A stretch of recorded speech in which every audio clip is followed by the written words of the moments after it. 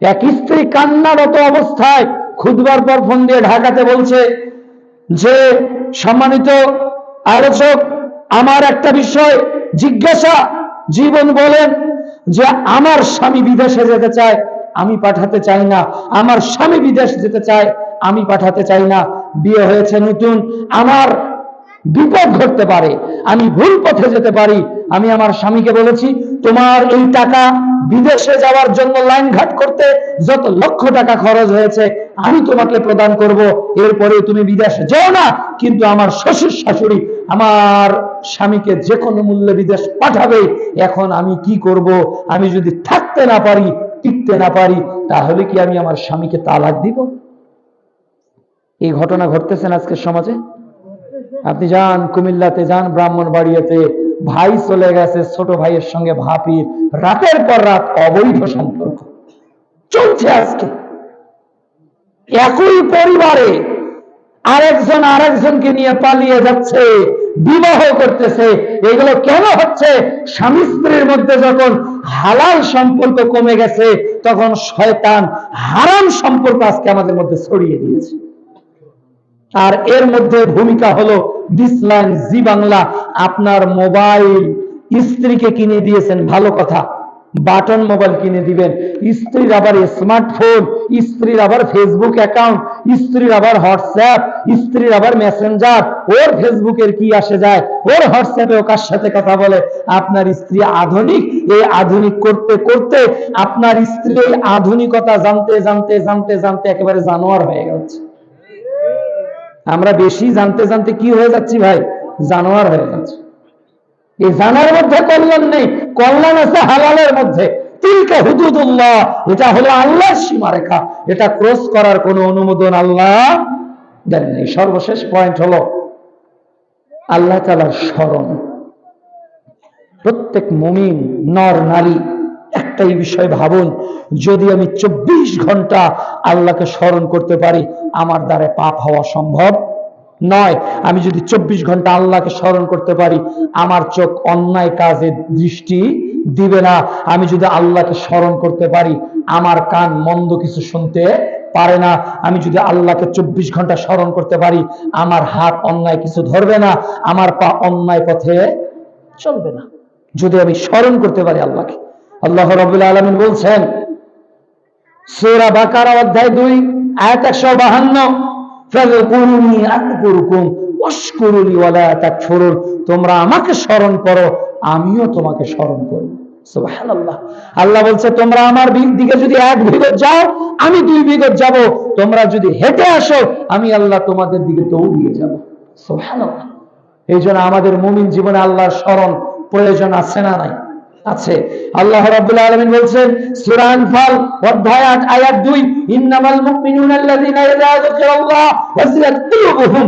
ঈমানদার তো ওরাই যারা আল্লাহর কথা স্মরণ করলে, আল্লাহর কথা মনে করিয়ে দেওয়া হলে তাদের ঈমান কম্পিত হয়ে যায়, তাদের মধ্যে একটা ঈমানের জজবা তৈরি হয়ে যায়। আর তখন যখন তারা আল্লাহর কোরআন তেলাওয়াত করে, আল্লাহ তাআলা তাদের ঈমানকে বাড়িয়ে দেয়। সুবহানাল্লাহ। এজন্য মুমিনদের বৈশিষ্ট্য হবে, মুমিনদের গুণাবলী হবে, মুমিনের ব্যক্তি জীবনে করণীয় হবে যে 7 নাম্বার, তাকে সর্বদা কাকে স্মরণ করতে হবে? আল্লাহকে স্মরণ করতে হবে। সে মনে মনে ভাববে, কেউ যেটা দেখে না সেটা কে দেখছে, কেউ যেটা শুনছে না সেটা কে শুনছে, কেউ যেটা জানছে না সেটা কে জানছে? আল্লাহ জানছে। তিনি সব কিছু জানেন, তিনি সব কিছু শোনেন। আল্লাহ তাআলা বলছেন সূরা তাহা অধ্যায় 20 আয়াত 124, ওমান আরাদা আন যিকরি ফাইন্না লাহু মাঈশাতান দানকা ওয়া নাহশুরুহু ইয়াওমাল কিয়ামাতি আ'মা। যারা আমাকে স্মরণ করবে না, যারা আল্লাহকে ভুলে যাবে, আল্লাহ তাআলা বলছেন আমি তাদের রিজিকগুলোকে কমিয়ে দিব, আর বিচারের মাঠে আমি তাদেরকে অন্ধ করে তুলব। তখন তারা বলবে লিমা হাসারতানি আ'মা ওয়া ক্বাদ কুনতু বাসীরা। আল্লাহ কেন আমি অন্ধ, অথচ দুনিয়াতে তো আমি দেখতে পেতাম। আল্লাহ রাব্বুল আলামিন বলবেন বান্দা, এমনি ভাবে আমার স্মরণ, আমার জিকির তোমার নিকট এসেছিল, তুমি ভুলে গিয়েছিলে। আজকে বিচারের মাঠে আমি আল্লাহ তোমাকে ভুলে গেলাম। নাউযুবিল্লাহ। আমরা চাই না আমাদের প্রতিপালক আমাদেরকে ভুলে যাক। এই জন্য আমাদের উচিত হবে, সম্মানিত উপস্থিতি, যে 7টা বিষয়ের উপর আমি কথা বললাম, আল্লাহ রাব্বুল আলামিন যেন মেনে চলার তৌফিক দান করেন। এক, নিঃস্বার্থভাবে পূর্ণাঙ্গ ইসলামকে মেনে চলা। 2, যে ঈমান এনেছি শয়তান যাতে আমাদেরকে বিভ্রান্ত করতে না পারে, এই জন্য ঈমানের উপর অবিচল থাকা। 3, আমাদের চরিত্রকে সবার চেয়ে সুন্দর করা। 4, আমাদের জবানকে হেফাজত করা। 5, হালাল হারাম বিবেচনা করা। 6, নিয়মিত আল্লাহকে সব সময় স্মরণ করা। সর্বশেষ যেটা বলবো, কথা ও কাজে মিল থাকা।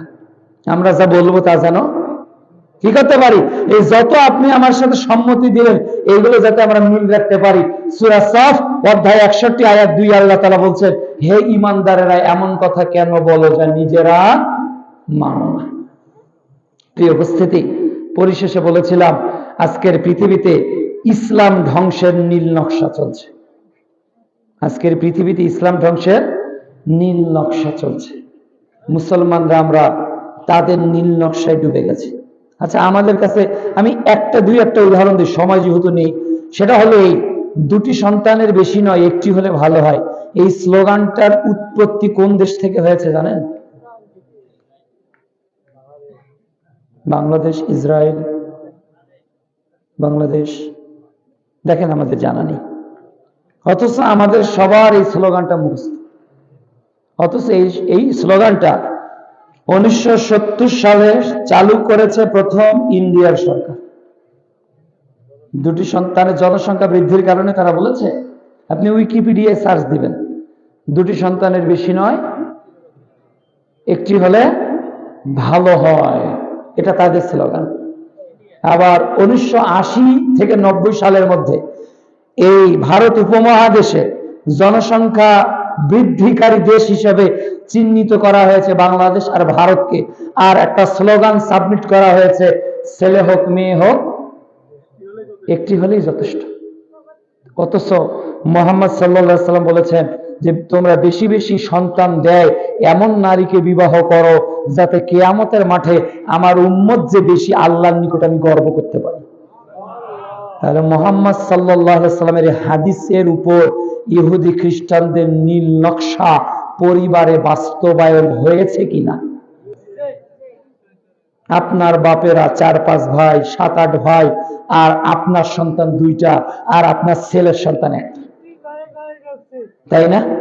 এজন্য একটাই ছেলে, দিন নাই, কিছু নাই, তারবিয়ত নাই। এখন হত্যা দেখেন, মাকে হত্যা করতেছে, বাবাকে হত্যা করতেছে, প্রতিবেশীকে হত্যা করতেছে। এগুলো কেন? তাদের ষড়যন্ত্র ঢুকে গেছে, নানাভাবেই ঢুকে গেছে। আজকে আমরা জেনাকে সহজ করে নিয়েছি, কিন্তু বিবাহকে, এটা কাদের চক্রান্ত? এটা ইহুদি খ্রিস্টানদের চক্রান্ত। আজকে 500 টাকা হলে সারা রাত একটা নারীর সঙ্গে আপনি থাকতে পারবেন, কিন্তু একটা যুবক যদি অনার্স ফার্স্ট ইয়ারে পড়ে, এ যদি বলতে চায় যে বাবা বিবাহ করব, তো বাবা কেন, গোটা সমাজের লোক ওকে মনে হয় জুতা পিটা করে বের করে দিবে। আজকের এই সমাজ হলো জাহেলিয়াতের সমাজ। সমাজ ছেলেকে ইন্টারে বিয়ে দিয়ে দেন, সমস্যা নেই, ছেলের চাহিদা ইন্টারে বিয়ে দিয়ে দেন। রিজিক আপনি দিবেন না আল্লাহ দিবে? রিজিক আপনি দিবেন না আল্লাহ দিবে?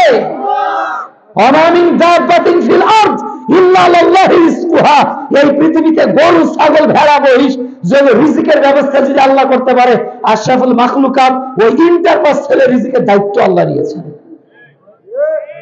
আপনার ছেলে লিভ টুগেদার করবে 500 টাকা দিয়ে, সে গার্লফ্রেন্ড হলে সমস্যা নেই, বিবাহ হলে সমস্যা।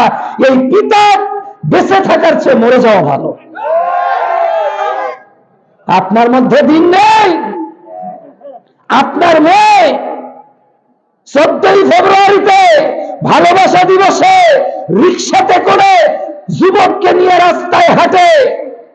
সেদিন ভিন্ন একটা কারণে চিড়িয়াখানায় মানুষ বাঘ ভালুক দেখার জন্য যায়, কিন্তু পূর্ব দিকে যে নির্জন ভূমি আছে, এক একটা গাছের নিচে এক একটা ছেলে আর মেয়ে, মনে হচ্ছে তাহাজ্জুদের নামাজ পড়ছে দিনের বেলা। রংপুর চিড়িয়াখানায়, আর ঢাকার বোটানিক্যাল গার্ডেনের কথা কি বলা যাবে? তাহলে ওটা তো আর বলা যাবে না। কি নাউযুবিল্লাহ মিন জালিক, কোথায় চলছে এগুলো? অজ্ঞতা। ওই নারী ওই পুরুষটাকে নিয়ে অবসরে কেন সময় কাটায়, কেন ভিন্ন জগতে সময় কাটায়, কেন আপনার কাটায় বিভিন্ন চিড়িয়াখানাগুলোতে? এর পিছনে 100% দায়ীর মধ্যে 98% দায়ী হলো এদেশের অজ্ঞ পিতামাতারা। সন্তান জন্ম দেওয়ার আগে চিন্তা করা দরকার ছিল সন্তানকে কিভাবে নিয়ন্ত্রণ করা যায়। যদি সন্তানকে নিয়ন্ত্রণ করতেই না পারেন, আপনাকে বিবাহ করতে আল্লাহ রাসূল বলেনি, আপনি সিয়াম থাকেন। আপনি বিবাহ করলেন কেন? যখন বিবাহই করেছেন, যদি স্ত্রীকে নিয়ন্ত্রণ করতে পারেন, সন্তান হবে।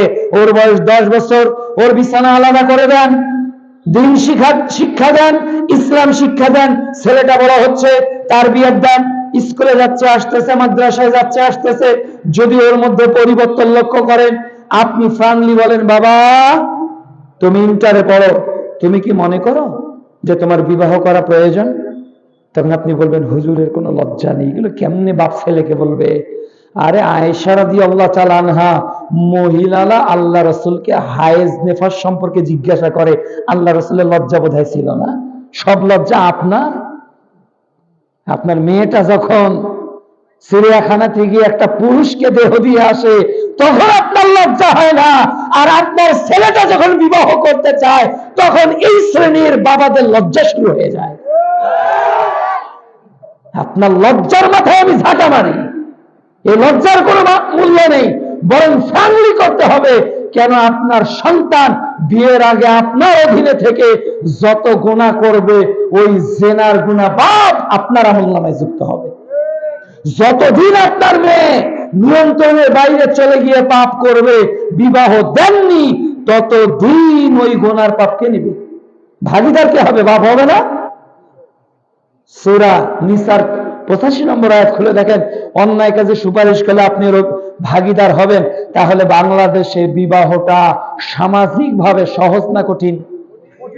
আর বাংলাদেশে জেনাটা আবাসিক হোটেলে, এরপর আপনার বিউটি পার্লারে, এরপর বাংলাদেশের পতিতালয় আছে, হালাল পতিতালয় আছে না? হালাল, এগুলো সহজ। যে জাতি জেনাকে সহজ করে দিয়েছে, যে জাতি বিবাহ করতে কঠিন করেছে, তারা শুধু ইসলামের দুশমন না, তারা এই মনুষ্য সভ্যতার দুশমন। ইসলাম তো মানুষ সভ্যতার দুশমন, তাদেরকে মানুষের শ্রেণীর মধ্যেই রাখা যায় না। কাজেই অনেক আন্দোলন তো যুবকেরা করলেন, অনেক সংস্কার তো করলেন, এখন মানুষকে মানুষ হওয়ার সংস্কারে নামতে হবে। আর এই সংস্কারে ব্যক্তি জীবনে যে 7টা পয়েন্ট বললাম, এই অনুযায়ী গঠন করতে পারলে তৌফিক দান করুন।